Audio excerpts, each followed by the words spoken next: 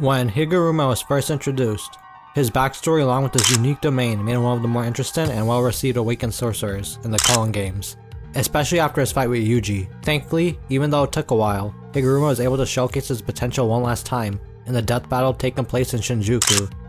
After the death of Gojo and Kashimo at the hands of the strongest sorcerer in history, Yuji and Higuruma dropped from the sky, ready to stop Sukuna once and for all. But before we could get to the third round of the Shinjuku showdown, we are sent back to the planning stages of this attack. On the off chance Gojo lost against Sukuna, Kusakabe and the rest of Jujutsu High and their allies discussed a backup plan. For Kenjaku, they would send Takaba to create an opening for Yuta to assassinate him. As for Sukuna, Higuruma would be the one to volunteer himself after Kashimo, due to the possibility of being able to confiscate Sukuna's curse technique. If Sukuna is sentenced to death, Higuruma would be able to fight using the executioner's sword. Those cut by the blade would die no matter what. The problems are what Sukuna is charged with and what the verdicts will be. Higuruma has no control over that. Another huge problem is Higuruma's CT only prosecutes each charge one at a time. Sukuna has committed numerous crimes, even counted those from 1,000 years ago, and perhaps even deaths indirectly caused by his fingers. Even taking into account the Shibuya incident, judgment may choose to prosecute Sukuna for something like property damage or breaking and entering, which won't result in the death penalty. If it's something Higuruma sees as remotely possible, then judgment can see it that way too. So considering all the possible crimes Sukuna could be charged with, it's an incredibly low chance the judgment lands on a charge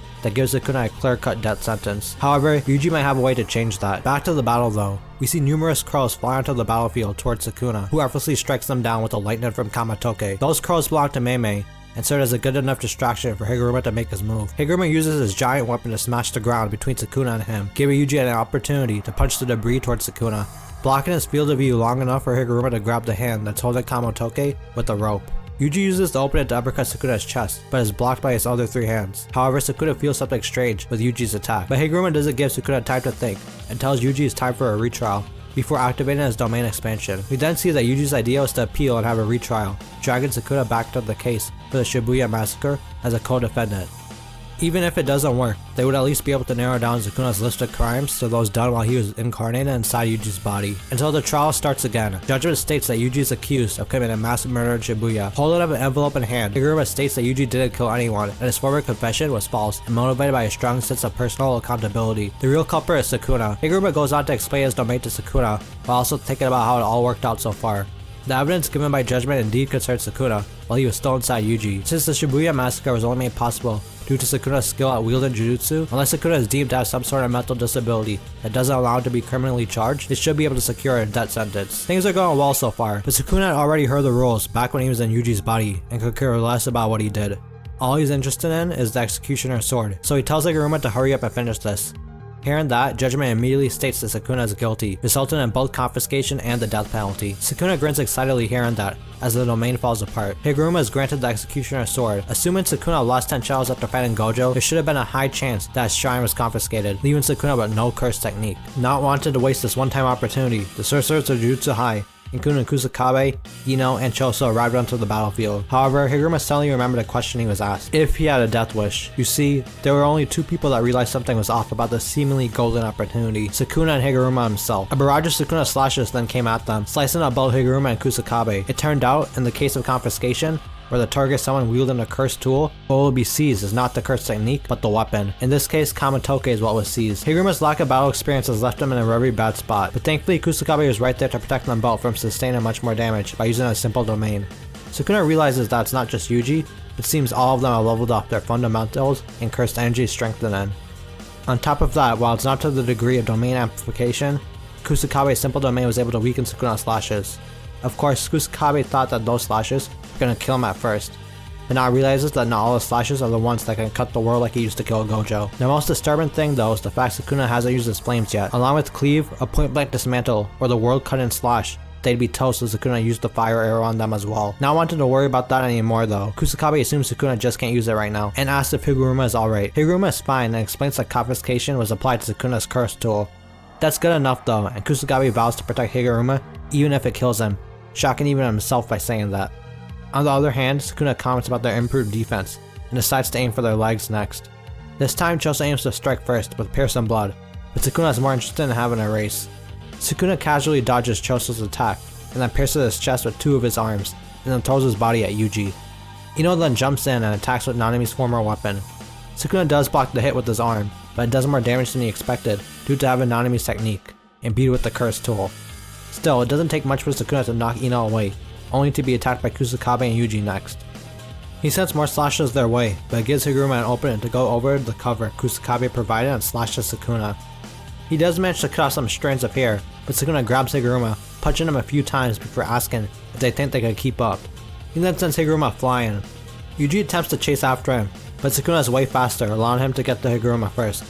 Just as the build of Higuruma is in is ravaged by more slashes, we cut to another meeting the Jujutsu High group had, where Yuji stated that he thinks Higuruma's technique might be a solid way to save Megami. Higuruma is very willing to explain more details about his technique. As we know, those cut by the Executioner's sword die no matter what. However, the target is also limited to only the one sentence. As we saw with Yuji, judgment can differentiate to multiple souls within an incarnated body. This means that if Sukuna is the one sentence and is cut with the blade, they should be able to still rescue Megami, which is pretty useful. Later on, Higuruma is asked if he has a death wish by Yuji.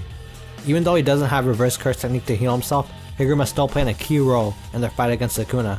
Yet Higuruma states that he is a man who abandoned the law, and the law has abandoned him, which is why he'd like to be the one to punish himself in the end. He believes he should play his role to its completion and die in this fight. Of course, Yuji is the perfect one to understand where he's coming from, having believed he too is nothing but a cog in the grand scheme of things. Yuji gets where he's coming from, but can't help but wonder if Higuruma should just go back. However, Higuruma tells Yuji to not say such ridiculous things.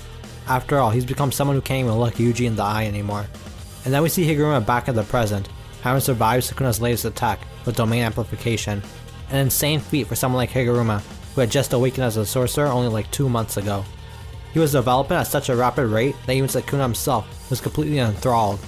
Once again, the light of the Executioner's blade shined brightly, fully revealing to Sukuna the unbound, raw talent that rivals even Satoru Gojo and Higuruma. You see, it wasn't just the use of domain amplification that intrigued Sukuna, but the interruption caused by its activation and then Higuruma's capability to immediately resume his own technique's effect. When Sukuna had activated amplification against Gojo, he was very careful to only pause and not invalidate Maharaga's adaptation. Higuruma is doing something similar here by managing to keep his sword alight in between activations of domain amplification. Sukuna was certain that Higuruma was working at a profoundness of his ability at a similar level to his own.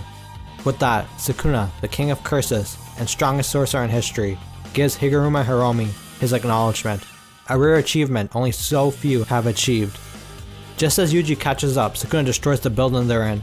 As they're falling, Higuruma dashes towards Sukuna and is almost hit by debris before Yuji comes in to punch Sukuna, only for him to get grabbed. Yuji's chest then gets waffleized, and he falls away as his number one hater tells him to take a good look in the mirror. He's still a bore, and there's not a single interesting bone in his body. As Yuji crashes into the ground, Higuruma runs up to Sukuna and attempts multiple strikes at him. Of course, Sukuna easily dodges all of them and punches Higuruma with 2 of his arms. Yet Higuruma takes the hits and then spins around Sukuna's back to strike again. All the while Sukuna is chanting, avoiding yet another strike from Higuruma, floating upside down now like he's the honored one.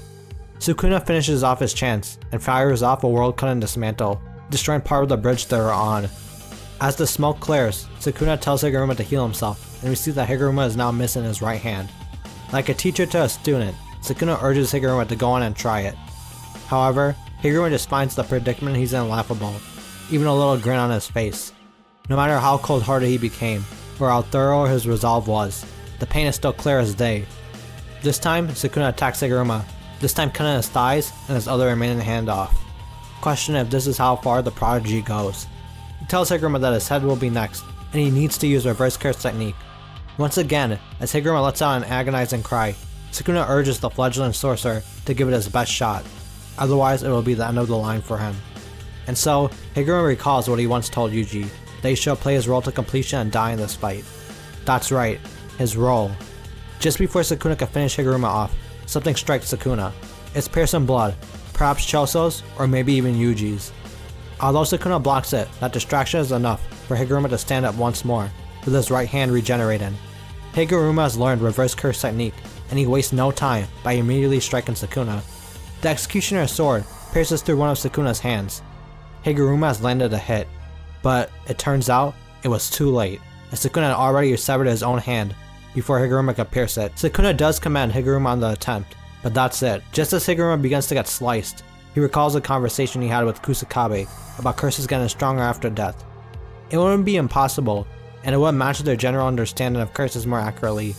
And so, as Higuruma falls, he passes on the Executioner's sword to none other than Yuji, who appears behind Sukuna.